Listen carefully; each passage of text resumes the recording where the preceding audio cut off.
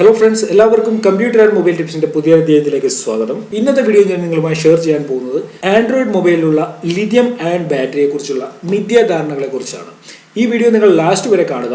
നിങ്ങൾക്ക് ആൻഡ്രോയിഡ് മൊബൈലിന്റെ ബാറ്ററിയെ കുറിച്ചുള്ള എല്ലാ മിഥ്യാധാരണകളും എല്ലാ തെറ്റിദ്ധാരണകളും ഈ വീഡിയോ കാണുന്നതിലൂടെ നിങ്ങൾക്ക് മാറ്റിയെടുക്കാൻ സാധിക്കും. വീഡിയോയിലേക്ക് കടക്കുന്നതിന് മുമ്പ് നിങ്ങൾ കമ്പ്യൂട്ടർ ആൻഡ് മൊബൈൽ ടിപ്സ് എന്ന് പറയുന്ന യൂട്യൂബ് ചാനൽ സബ്സ്ക്രൈബ് ചെയ്യാത്തവരാണ് ഈ വീഡിയോ കാണുന്നതെങ്കിൽ തീർച്ചയായിട്ടും മുകളിൽ കാണുന്ന ഈ റെഡ് സബ്സ്ക്രൈബ് ബട്ടണിൽ ക്ലിക്ക് ചെയ്ത് ഈ ചാനൽ സബ്സ്ക്രൈബ് ചെയ്യുക. ചാനൽ സബ്സ്ക്രൈബ് ചെയ്യുന്നതിലൂടെ ഞാൻ യൂട്യൂബിൽ അപ്ലോഡ് ചെയ്യുന്ന എല്ലാ വീഡിയോകളുടെയും നോട്ടിഫിക്കേഷൻ നിങ്ങൾക്ക് ഉടൻ തന്നെ ലഭിക്കുന്നതാണ്. അതിനോടൊപ്പം തന്നെ കമ്പ്യൂട്ടർ ആൻഡ് മൊബൈൽ ടിപ്സ് എന്ന് പറയുന്ന ഫേസ്ബുക്ക് പേജ് നിങ്ങൾ ലൈക്ക് ചെയ്തിട്ടില്ലെങ്കിൽ ഈ ഫേസ്ബുക്ക് പേജും ലൈക്ക് ചെയ്യുക. ട്രിക്സ് ആൻഡ് ടിപ്സ് എന്ന് പറയുന്ന ഫേസ്ബുക്ക് പേജിന്റെ ലിങ്ക് ഞാൻ ഈ വീഡിയോയുടെ ഡിസ്ക്രിപ്ഷനിൽ കൊടുക്കുന്നതാണ്. നമ്മൾ മൊബൈൽ കടയിൽ നിന്നും പണം കൊടുത്ത് വാങ്ങുമ്പോൾ തന്നെ തുടങ്ങുകയായി ഫോണുകളെ കുറിച്ചും ഫോണിന്റെ ബാറ്ററിയെ കുറിച്ചും ഒക്കെയുള്ള മിഥ്യാധാരണകൾ, തെറ്റിദ്ധാരണകൾ. നമ്മളൊരു കടയിൽ നിന്നും ഫോൺ വാങ്ങിയതിനു ശേഷം അവർ നമ്മളോട് പറയുന്നത് ഈ ഫോൺ ഓവർനൈറ്റ് ചാർജിങ്ങിൽ ഇടണം, ചാർജ് ചെയ്യുന്നതിന് മുമ്പ് ഫോൺ യൂസ് ചെയ്യാൻ പാടില്ല, 100% ചാർജ് ആയാലും ഫോൺ ചാർജിങ്ങിൽ നിന്നും മാറ്റാൻ പാടില്ല, കണ്ടിന്യൂസ് 24 മണിക്കൂർ ചാർജ് ചെയ്യണം. ഇതിൽ ഏതെങ്കിലുമൊക്കെ കാര്യങ്ങൾ പറഞ്ഞായിരിക്കും ഒരു പക്ഷേ പല കടകളിൽ നിന്നും നമ്മളെ വീട്ടിലേക്ക് വിടുന്നത്. നമ്മൾ അത് ഫോളോ ചെയ്യും. ഇത് വളരെ കാലങ്ങളായിട്ട് തുടർന്ന് വരുന്ന ഒരു കാര്യമാണ്. എനിക്ക് തോന്നുന്നു നിങ്ങളിൽ പലരും ഈ ഒരു കാര്യം കേട്ടിട്ടുണ്ടായിരിക്കും മൊബൈൽ വാങ്ങിയതിനു ശേഷം കടയിൽ നിന്ന്. എന്നാൽ തികച്ചും തെറ്റായിട്ടുള്ള ഒരു കാര്യമാണിത്. നിങ്ങൾ ഫോൺ വാങ്ങിയതിനു ശേഷം അതിൽ എത്ര % ചാർജ് ഉണ്ടോ, ചിലപ്പോൾ ഫോണിൽ 20% ചാർജ് ഉണ്ടായിരിക്കത്തുള്ളൂ. നിങ്ങൾക്കത് നിങ്ങൾ എവിടെയെങ്കിലും യാത്ര പോവുകയാണെങ്കിൽ നിങ്ങൾക്ക് ആ കടയിൽ നിന്ന് തന്നെ അത് 40 50 നിങ്ങൾക്ക് ആവശ്യമുള്ളതിൻ്റെ അത്രയും ചാർജ് ചെയ്ത് നിങ്ങൾക്ക് ആ ഫോണും കൊണ്ട് യാത്ര പോകാൻ സാധിക്കും. അത് 100% ചാർജ് ആക്കേണ്ട കാര്യമില്ല, അല്ലെങ്കിൽ ഓവർനൈറ്റ് ചാർജ് ചെയ്യേണ്ട കാര്യമില്ല. ഇപ്പോൾ പുതിയ ഫോണിൽ ഇങ്ങനെ 100% ഫോൺ ബാറ്ററി ചാർജ് ആക്കേണ്ട കാര്യമില്ല, അല്ലെങ്കിൽ ഓവർനൈറ്റ് ചാർജിങ് ചെയ്യേണ്ട കാര്യമില്ലെന്ന് പറഞ്ഞാൽ പോലും എനിക്ക് തോന്നുന്നില്ല ആരും കേൾക്കുമെന്ന്.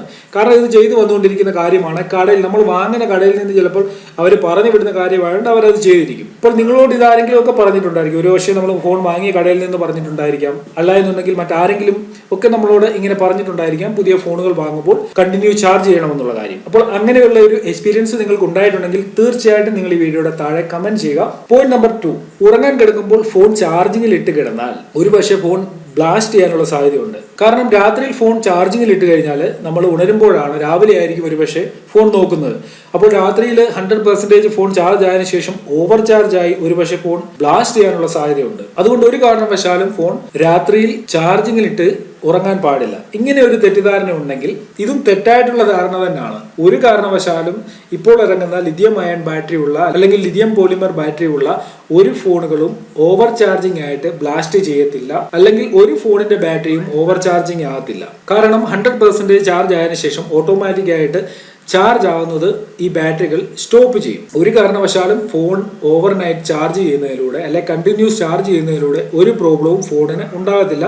എന്നാൽ 4-5 വർഷം ഫോൺ കണ്ടിന്യൂസ് ആയിട്ട് നിങ്ങൾക്ക് യൂസ് ചെയ്യണം, അതിന്റെ ബാറ്ററി നിലനിർത്തണമെന്ന് ആഗ്രഹമുണ്ടെങ്കിൽ നിങ്ങൾ കണ്ടിന്യൂസ് ആയിട്ട് ഓവർനൈറ്റ് ചാർജ് ചെയ്യുന്നത് തെറ്റായിട്ടുള്ള കാര്യമാണ്. ഞാൻ അതിനെക്കുറിച്ച് കഴിഞ്ഞ ദിവസം ഒരു വീഡിയോ അപ്ലോഡ് ചെയ്തിരുന്നു. ആ വീഡിയോ കണ്ടിട്ടില്ലെങ്കിൽ അതിൽ നിന്ന് നിങ്ങൾക്ക് മനസ്സിലാക്കാൻ സാധിക്കും. ഈ വീഡിയോയുടെ ഡിസ്ക്രിപ്ഷനിൽ അതിന്റെ ലിങ്ക് ഉണ്ട്, അവിടെ നിന്ന് നിങ്ങൾ ആ വീഡിയോ കണ്ടു നോക്കുക. അപ്പോൾ ഓവർനൈറ്റ് ചാർജ് ചെയ്യുന്നതുകൊണ്ട് ഫോണിന് ഒരു പ്രോബ്ലവും ഉണ്ടാകത്തില്ല, ഫോൺ ബ്ലാസ്റ്റ് ചെയ്യത്തില്ല. അങ്ങനെയുള്ള കാര്യങ്ങൾ ആരെങ്കിലും പറഞ്ഞിട്ടുണ്ടെങ്കിൽ അത് തെറ്റാണ്. പോയിന്റ് നമ്പർ 3 വളരെ ഇമ്പോർട്ടന്റ് ആയിട്ടുള്ള ഒരു കാര്യമാണ്. എനിക്ക് തോന്നുന്നു ആൻഡ്രോയിഡ് ഫോൺ ഉപയോഗിക്കുന്ന എല്ലാവരുടെയും മനസ്സിലുള്ള ഒരു കാര്യമാണ്. ഫോൺ ചാർജിങ്ങിൽ ഇട്ടുകൊണ്ട് ഫോൺ യൂസ് ചെയ്യാൻ പാടില്ല, കോൾ ചെയ്യാൻ പാടില്ല. ഇതും തെറ്റായിട്ടുള്ള ഒരു കാര്യമാണ്. ഫോൺ ചാർജിങ്ങിൽ ഇട്ടുകൊണ്ട് നിങ്ങൾക്ക് ഫോൺ കോൾ അറ്റൻഡ് ചെയ്യുന്നതിനോ ഫോൺ യൂസ് ചെയ്യുന്നതിനോ ഒരു പ്രോബ്ലവും ഇല്ല. ഇങ്ങനെ നിങ്ങൾ ഫോൺ ചാർജിങ്ങിൽ ഇട്ടുകൊണ്ട് യൂസ് ചെയ്യുമ്പോൾ ഒരു പക്ഷേ ഫോൺ ചാർജ് ആകുന്നതിന്റെ സ്പീഡ് സ്വല്പം കുറയാൻ സാധ്യതയുണ്ട്. നിങ്ങൾ ഫോൺ യൂസ് ചെയ്യുമ്പോൾ ബാറ്ററി ചാർജ് അവിടെ കുറയും. അതുകൊണ്ട് ഒരു പക്ഷേ ഫോൺ ചാർജ് ആകുന്നതിന്റെ സ്പീഡ് കുറയാൻ സാധ്യതയുണ്ട്. അതിനോടൊപ്പം തന്നെ നിങ്ങൾ ഹെവി ഗെയിമുകളൊക്കെ കളിക്കുകയാണെങ്കിൽ ഫോൺ ഹാങ് ആകാൻ സാധ്യതയുണ്ട്. മറ്റൊരു കാര്യം, ഫോൺ ഹീറ്റ് ആകാനും സാധ്യതയുണ്ട്. കാരണം ചാർജ് ചെയ്യുമ്പോൾ ഓട്ടോമാറ്റിക് ആയിട്ട് ചെറുതായിട്ട് ഫോൺ ഹീറ്റ് ആകും. അതിനോടൊപ്പം തന്നെ പ്രോസസ്സർ വർക്ക് ചെയ്യുമ്പോൾ ഫോൺ വീണ്ടും ഹീറ്റ് ആകും. സാധാരണ ഫോണുകൾ ഉപയോഗിക്കുമ്പോൾ ഹീറ്റ് ആകും. എന്നാൽ ഓവർ ഹീറ്റ് ആവുന്നുണ്ടോ എന്ന് നിങ്ങൾ നോക്കുക. നിങ്ങളുടെ ഫോൺ നിങ്ങൾക്ക് കയ്യിൽ പിടിച്ച് യൂസ് ചെയ്യാൻ പറ്റാത്ത രീതിയിൽ ഫോൺ ഹീറ്റ് ആവുന്നുണ്ടെങ്കിൽ അത് നിങ്ങൾ സർവീസ് സെന്ററിൽ കാണിച്ച് അതിന് എന്താണ് പ്രോബ്ലം എന്ന് അവരുമായിട്ട് ഡിസ്കസ് ചെയ്യേണ്ടതാണ്. അല്ലാതെ നോർമലായിട്ട് ഫോൺ ചാർജ് ചെയ്യുകയാണെങ്കിൽ നിങ്ങൾക്ക് ചാർജിങ്ങിൽ ഇട്ടുകൊണ്ട് ഫോൺ യൂസ് ചെയ്യാൻ സാധിക്കും, അല്ലാന്നുണ്ടെങ്കിൽ കോൾ അറ്റൻഡ് ചെയ്യാൻ സാധിക്കും. അതിൽ നിങ്ങൾക്ക് ഒരു പ്രോബ്ലവും ഉണ്ടാകത്തില്ല. പോയിന്റ് നമ്പർ 4, സാംസങ്ങിന്റെ ഫോൺ ആണ് നിങ്ങൾ ഉപയോഗിക്കുന്നതെങ്കിൽ സാംസങ്ങിന്റെ തന്നെ ചാർജർ ഉപയോഗിച്ച് ഫോൺ ചാർജ് ചെയ്യണം. മറ്റ് കമ്പനികളുടെ ഒന്നും ചാർജർ ഉപയോഗിക്കാൻ പാടില്ല. ഈ കാര്യം നിങ്ങൾക്കറിയാം, എല്ലാവരും തുടർന്ന് വരുന്ന ഒരു കാര്യമാണ്, എല്ലാവരും ഫോളോ ചെയ്യുന്ന ഒരു കാര്യമാണ്. സെയിം ചാർജർ തന്നെ ചാർജ് ചെയ്യാനായിട്ട് ഉപയോഗിക്കണം. എന്നാൽ നിങ്ങൾക്ക് അങ്ങനെ ചെയ്യേണ്ട കാര്യമില്ല. ഏത് കമ്പനിയുടെ ചാർജറും ഉപയോഗിക്കാം. ഡ്യൂപ്ലിക്കേറ്റ് ചാർജറുകൾ ഒഴിച്ച് ഒറിജിനൽ ചാർജറുകൾ, ക്വാളിറ്റി ഉള്ള ചാർജറുകൾ നിങ്ങൾക്ക് ഏത് ഫോണും ചാർജ് ചെയ്യാനായിട്ട് ഉപയോഗിക്കാം. എന്നാൽ ഒരു കാര്യം മാത്രം ശ്രദ്ധിക്കുക, ചാർജറിന്റെ ഔട്ട്പുട്ട് വോൾട്ടേജ് സെയിം ആണോ എന്ന് മാത്രം ശ്രദ്ധിക്കുക. ഇത് സെയിം ആണെന്നുണ്ടെങ്കിൽ നിങ്ങൾക്ക് ഏത് കമ്പനിയുടെ ചാർജർ ഏത് ഫോണിൽ നിങ്ങൾക്ക് ഉപയോഗിക്കാൻ സാധിക്കും. ഇനി നമുക്ക് പോയിന്റ് നമ്പർ 5 കടക്കാം. ഫോണിന്റെ ബാറ്ററി ചാർജ് 0% ആയതിനു ശേഷം മാത്രമേ ഫോൺ ചാർജ് ചെയ്യാവൂ. അല്ലെങ്കിൽ ഫോണിന്റെ ബാറ്ററി ചാർജ് 100% ആയതിനു ശേഷം മാത്രമേ ചാർജിങ്ങിൽ നിന്നും ഫോൺ ഡിസ്കണക്ട് ചെയ്യാവൂ. ഇത് നമ്മൾ സ്ഥിരമായിട്ട് കേൾക്കുന്ന ഒരു കാര്യമാണ്. ഫോൺ 100% ആയാലും അതുകൊണ്ട് ഞാൻ ചാർജിങ്ങിൽ നിന്ന് ഊരത്തില്ല. അപ്പോൾ ഇങ്ങനെ ചെയ്യുന്നതും തെറ്റായിട്ടുള്ള കാര്യമാണ്. അങ്ങനെ ചെയ്യേണ്ട ഒരു കാര്യവുമില്ല. ലിഥിയം അയൺ ബാറ്ററികളിൽ 20 to 80% ആണ് ചാർജിങ് പറയുന്നത്. അപ്പോൾ നിങ്ങളുടെ ഫോൺ ഒരു 30% ഒക്കെ വരുമ്പോൾ തന്നെ നിങ്ങൾക്ക് ഫോൺ ചാർജിങ്ങിൽ ഇടാൻ സാധിക്കും. അങ്ങനെ ചെയ്യുന്നതുകൊണ്ട് നിങ്ങളുടെ ഫോണിന് ഒരു ഡാമേജും ഉണ്ടാകത്തില്ല. അപ്പോൾ നിങ്ങളുടെ ഫോണിൽ ഇപ്പോൾ 50% ചാർജ് ഉണ്ടെങ്കിൽ നിങ്ങൾക്ക് ചാർജ് ചെയ്യാൻ സാധിക്കും.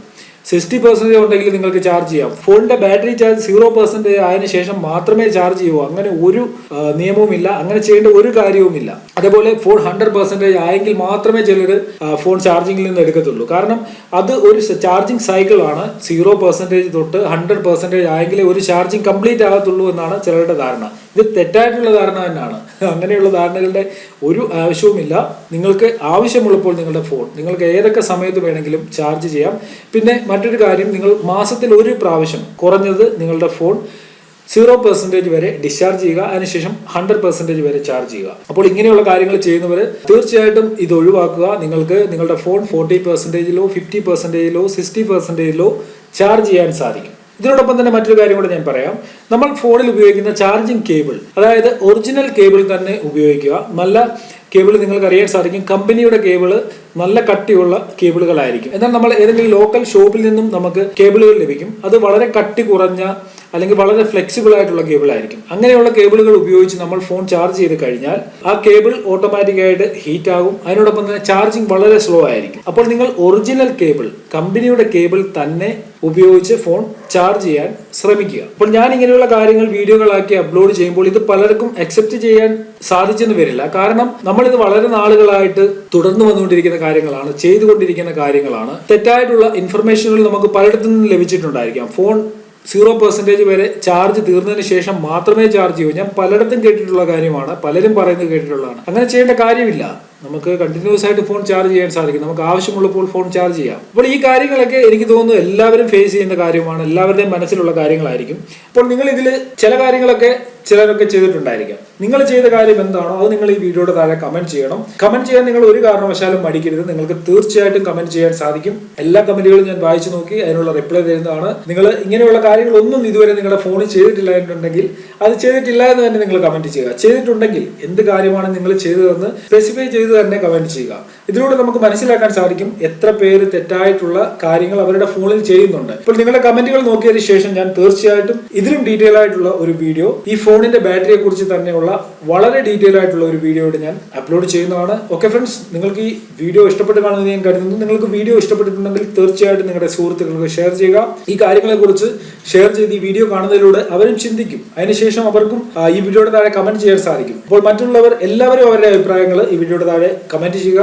നിങ്ങൾക്ക് വീഡിയോ ഇഷ്ടപ്പെട്ടിട്ടുണ്ടെങ്കിൽ തീർച്ചയായിട്ടും ഒരു ലൈക്ക് ചെയ്യുക, ഷെയർ ചെയ്യുക.